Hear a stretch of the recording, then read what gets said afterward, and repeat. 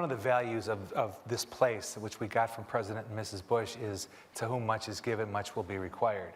What do you think the responsibility is of someone who's been as successful as you and Mark? What is the responsibility to give back? I think it's massive. I think that, and we are some of the few that made it, and there's a lot who haven't made it. And all, that's why we do Shark Tank. I think that everybody wants, at the end of the day, they just want to be able to feed their families and maybe change the world just a little bit better. And the information is, a lot of information is confusing out there. A lot of people are showing you generally their sizzle reel and not their blooper reel, and not giving you the step-by-step ways to execute things. Everybody's saying you need money to make money, got to do this, got to do that, instead of saying, no, I'm still failing even till today, right? I'm taking a lot of shots. I'm still educating myself and showing and giving people those examples, as well as from a resources standpoint. If you have it, I think you should be able to not only roll up your sleeves and jump in there, but give them the resources they need. So I think it's a huge responsibility. Mark, on the night the NBA shut down, you were the first NBA governor that said we're going to make sure the game night workers get paid. With all the stuff that was swirling that night, how did that rise up to the very top of your, same night? It was something I had thought about earlier, because like I said, we had talked to the players, and it was something that had been rumored could happen and circulated, and it was just, you've got to take care of the people who work for you. I'm a big believer in things work better bottom up. When particularly now in the pandemic, everybody's afraid.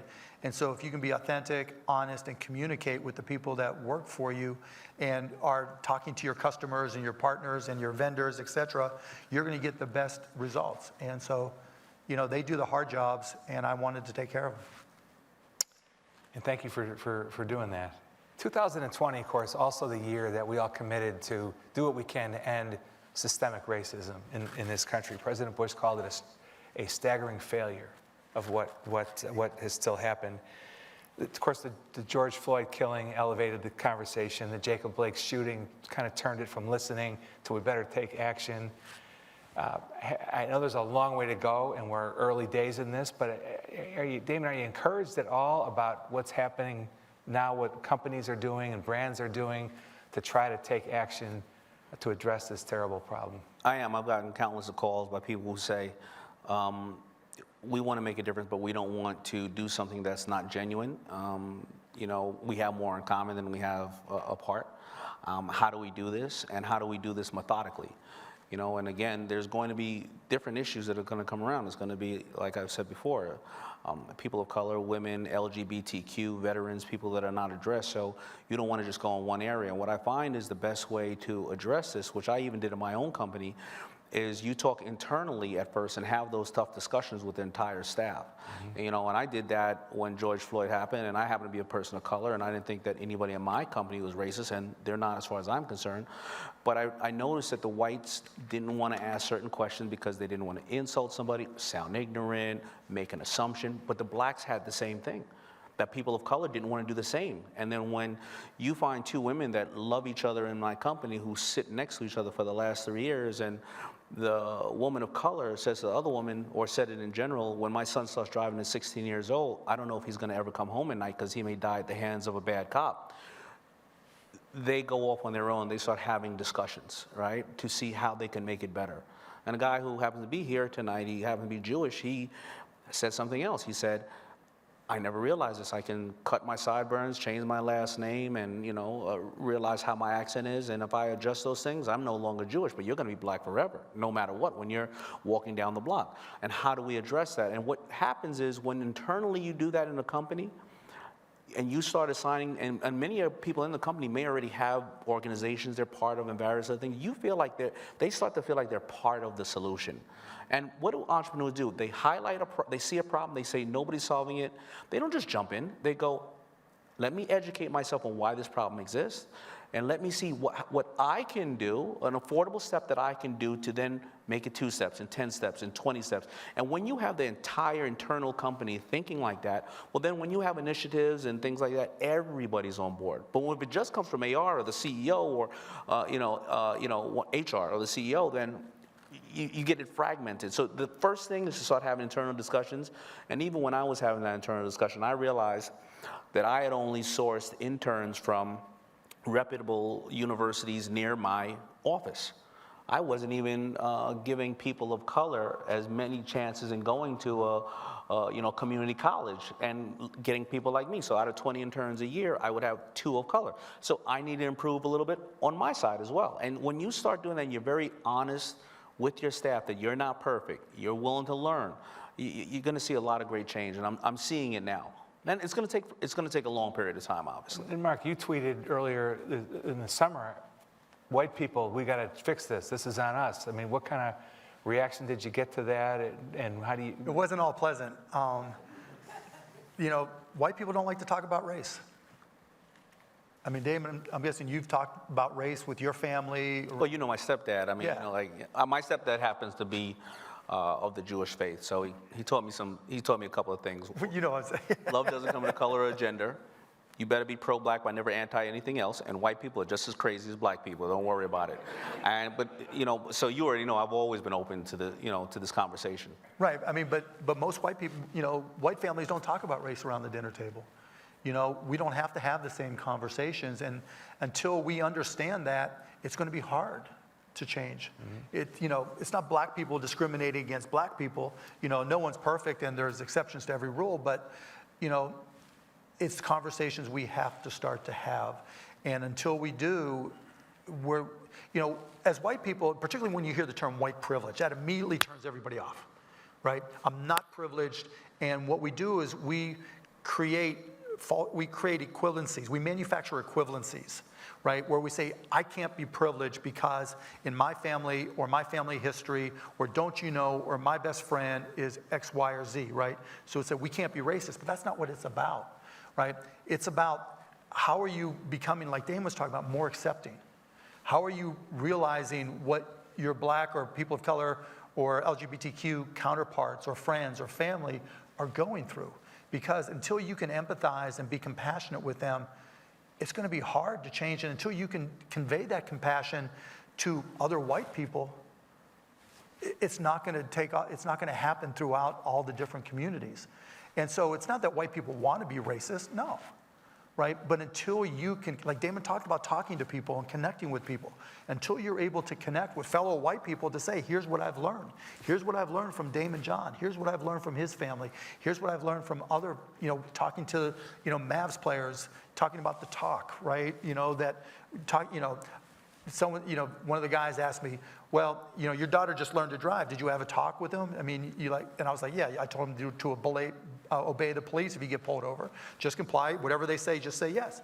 They're like, no, not that one. Everybody has that talk. They're like, if you get pulled over by the police, you look for a lighted area, right? You don't ever let yourself get pulled over anywhere where it's dark.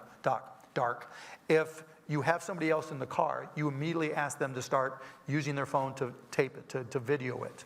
If you can auto-dial somebody, if you don't have someone in the car, if you can auto-dial somebody so that they can listen to everything that's going on, you take these steps. These are not conversations that I have to have with my kids. And so until we have that empathy and understanding, it's going to be difficult to make the steps forward that we need to make. But it just need to know that you need to, you don't need to jump into it. You just need to know that there is more to learn. I'll just give you one quick example. I was on a sensitivity training conversation the other day with my staff and everybody, and the woman said, let me give you a question or a riddle, whatever the case is. A father and a son are driving down the street. The car flips over the highway, whatever the case is. Unfortunately, a truck hits them in ongoing traffic. The father dies. They rush the child to the hospital, and they take him up in the emergency room, and the surgeon comes out and says, I can't work on this child. This is my son. And who do you think the surgeon is? It's the mother. I have 3 little girls. I have a great ex-wife. I was raised by a single mother, and I have an amazing wife. I was stumped, and I am one of the biggest women advocates you will ever meet in your life, and I was stumped, and I was embarrassed. And I said that to my staff. I said, why was I stumped? I need to educate myself and think more and be more sensitive just to that matter. You know what I mean? So everybody should be open to just listening. You mentioned hiring interns, but you've been at the forefront of creating opportunity for disenfranchised populations for a long time. You have an incredible deal with Lowe's to help, minority-owned businesses of all kinds get their products in with Lowe's. And on Saturday, this is another thing people could look for. You've got the first ever global summit for Black entrepreneurs. You got Jamie Foxx and Gabrielle Union and BET founder Bob Johnson. So where is the intersection between that kind of opportunity that you're creating and this social justice conversation? I think it's a talking point because you'll have those conversations being discussed, and you'll have people like Chase and Pepsi and those people wanting to be on the marquee to say this is what we stand for. You'll also have people like Pepsi and FedEx saying, if you're not going to change the name of this team, I'm not going to support you. And they're saying, and you're having other people go, you know what? It's the right thing to do. And when you start having at least that, you hit the bottom line, somebody's bottom line like that, there will be change. Unfortunately, if you're not going to get it because somebody thinks it's the right thing to do, then go off of their greed. You will no longer be able to profit off the people that you serve because you don't want to trust or respect or value them. And unfortunately, that's a couple of ways it's going to happen. Mark, you participated in Black Lives Matter rallies alongside your players, but you also have supported the families of the 2 LA County deputy sheriffs deputies who were ambushed. How did you come to that decision? In other words, supporting Black Lives Matter and supporting law enforcement? Yeah, there's no conflict there whatsoever. Black Lives Matters is about ending racism, and it's also about improving policing, reforming policing. But that doesn't mean I don't support every single officer that puts on the shield and goes out there and tries to protect us. Absolutely.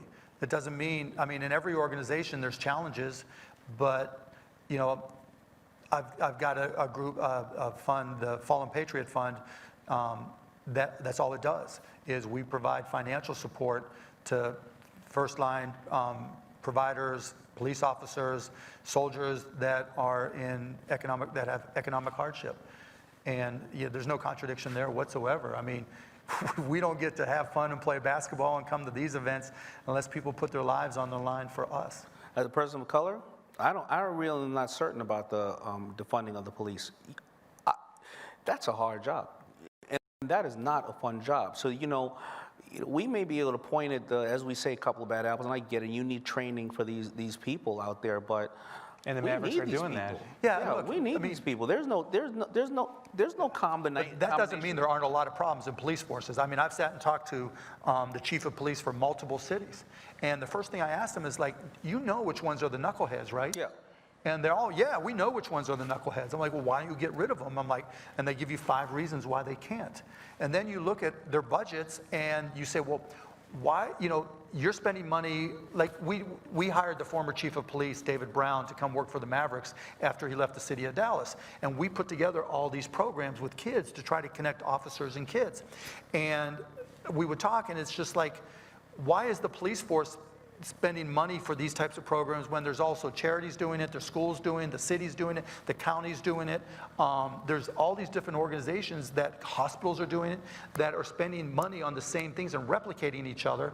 Why can't we adapt and have all these groups work together? So we need an entrepreneur to create technology to say, just make it all work together, yeah. Check, if a sexual offender moves to your neighbor, you know who it is, right? That guy who killed George Floyd, he had 17 different reports or whatever. I can't spill coffee on somebody at Starbucks 17 times to keep my job, right? So if we have some kind, maybe it's a technology that we need to see and let the community, say, what's going on? This is a bad apple. So there's a lot of changes that need to happen, but you have to ask those first questions. Driven by entrepreneurs. Yeah, driven by entrepreneurs. And it doesn't mean you don't support the police. It just means there's always room for improvement, and you have to ask the hard questions. Hey, you. Are you subscribed to make sure that you see all these videos with free advice, chats, and business experts, and content that will motivate and inspire you? If not, come on.